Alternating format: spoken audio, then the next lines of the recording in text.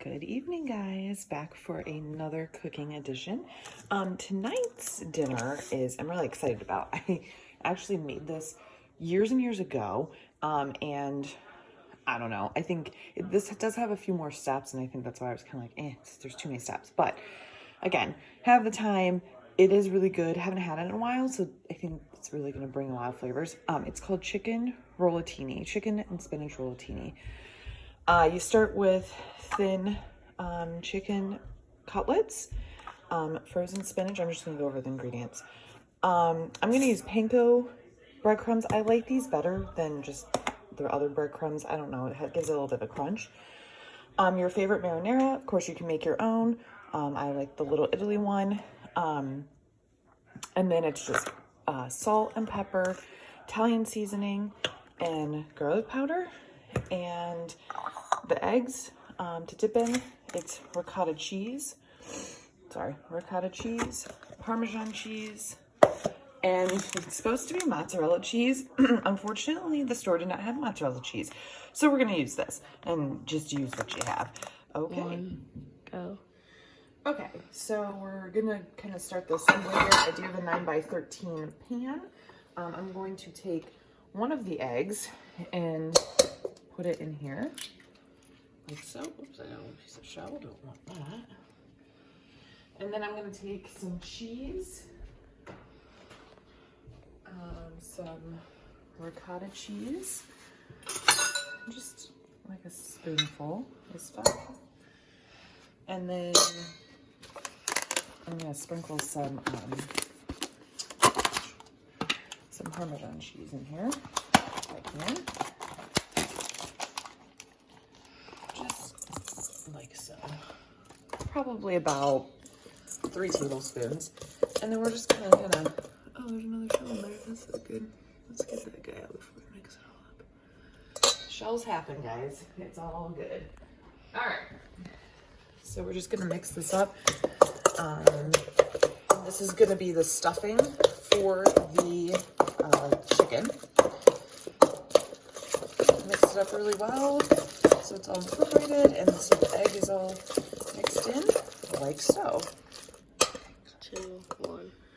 Okay, so our next step is I have the chicken cutlets laid out on my cutting board, and we're just gonna salt and pepper these, like so. And if you don't have thin chicken cutlets, you can use like a regular chicken breast. Just put them between 2 pieces of parchment paper and pound them with a meat mallet, or a rolling pin works, and flatten them out. So that's another option. Okay, now in this bowl right here, I am going to add panko breadcrumbs. I would say probably about a cup. I just eyeball it because it's just easier. Less things to dirty. And then I'm going to add probably about half a teaspoon of garlic powder. A little bit more, about a half a teaspoon of Italian seasonings. Now, these panko crumbs you can buy with the Italian seasonings in them, if you'd like to do that. It's more easier. Okay, so we're done with all that. Just move this out of the way, like so.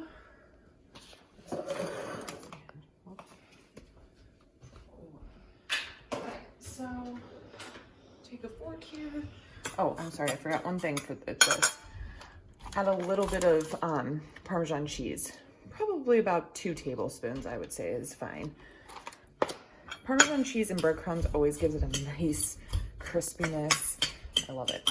Okay, so next, I'm gonna have to get an assembly here. So it's going to be this. Okay, so I'm just gonna spread the spinach mixture right on top, nice even layer, and then you just roll it up as best you can. This one's a thicker piece, even though it's supposed to be thin. If some of it comes out, that's totally fine. And then you dip it in the, just kind of hold it together. These do not need to be toothpicked together, so I'm having a hard time with this one. And then put it here and just go like so. And then shake it off, and then it's seam side down. Okay, I'll do one more for you, and then so you can get a good idea of what's going on here. Just smooth it out real nice. This is a messy recipe, so be prepared to get a little dirty, but that's all right. Sometimes getting dirty in the kitchen's fun. Okay, so we just sprinkle it up like that.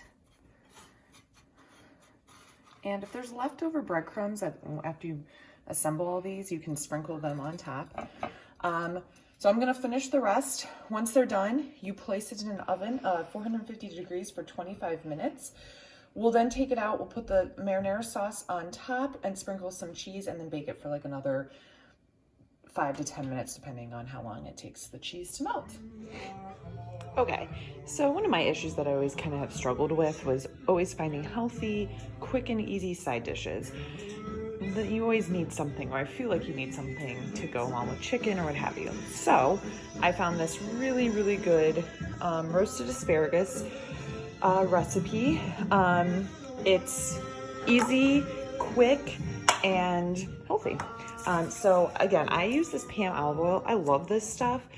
I used it to spray the cookie sheet, and then I'm gonna spray these guys. And then I'm just gonna use some salt. I use this real salt, sea salt. It's really, really good, and it's a little bit healthier for you.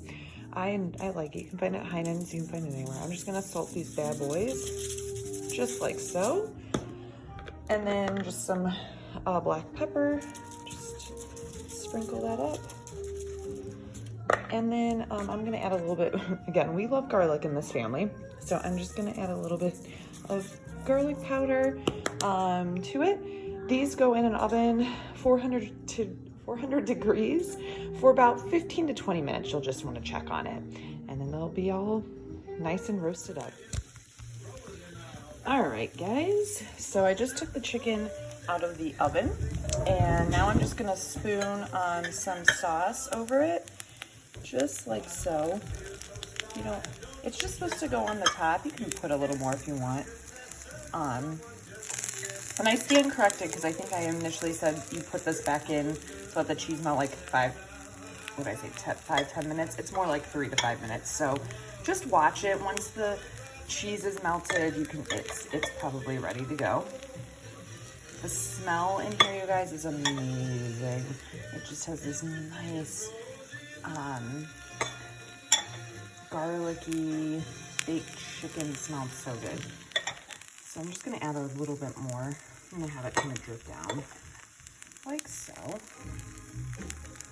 Okay, set that out of the way. And then we're just gonna sprinkle this cheese. Again, this is supposed to be mozzarella. You could also like do like slice like the hard mozzarella that comes in the ball and like slice it up and put that on top. That would be really good too. But we're gonna do this tonight.